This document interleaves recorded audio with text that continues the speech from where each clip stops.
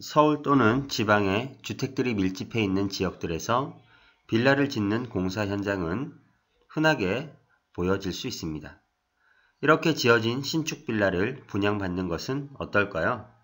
저는 개인적으로 추천해드리지 않습니다. 물론 경매로 저가에 낙찰받아 수익을 내는 것은 괜찮지만 분양 가격을 주고 매입하는 것은 하지 마시기 바랍니다. 이유는 자재도 좋지 않은 경우가 대부분이고 분양 광고도 믿을 만한 것이 못되기 때문입니다.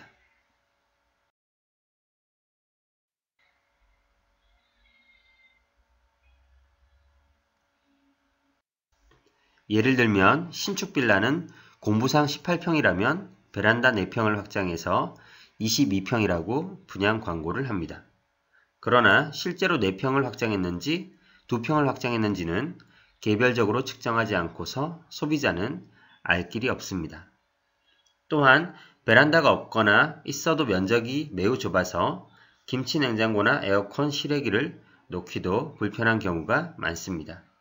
따라서 그냥 분양 광고를 믿고 살 수밖에 없는데 광고를 믿고 샀다가는 호구가 될 확률이 많습니다.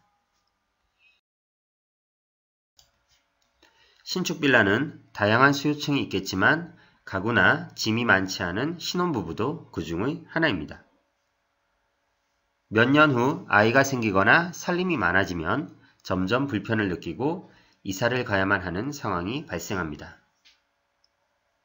방 하나가 이것저것 물건을 쌓아놓는 창고처럼 되어버리기도 합니다.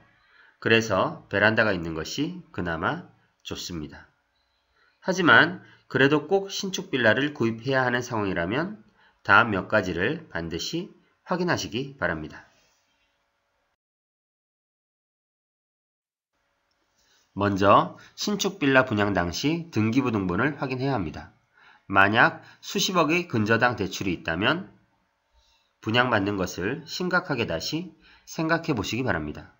건축주가 큰 액수의 대출을 받아서 빌라를 완공했다면 건축 과정에서 시간과 돈에 쫓겨서 저가의 불량 자재들을 사용하여 부실 공사가 이루어졌을 가능성이 매우 높습니다.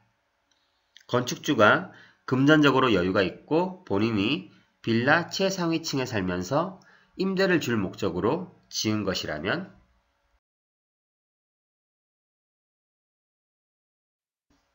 좋은 자재를 사용하여 튼튼하게 제대로 지었을 확률이 높습니다.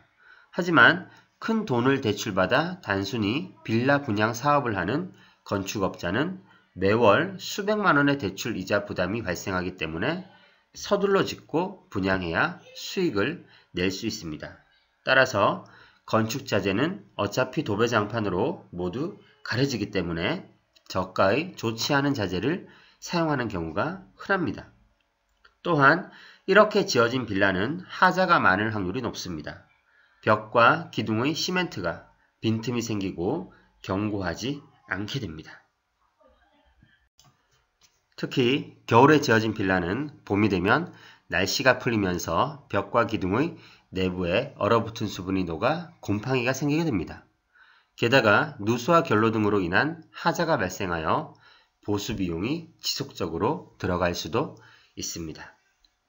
따라서 준공 날짜를 자세히 살펴보고 여러 가지를 따져보고 꼼꼼하게 체크해서 매입하는 것이 좋습니다.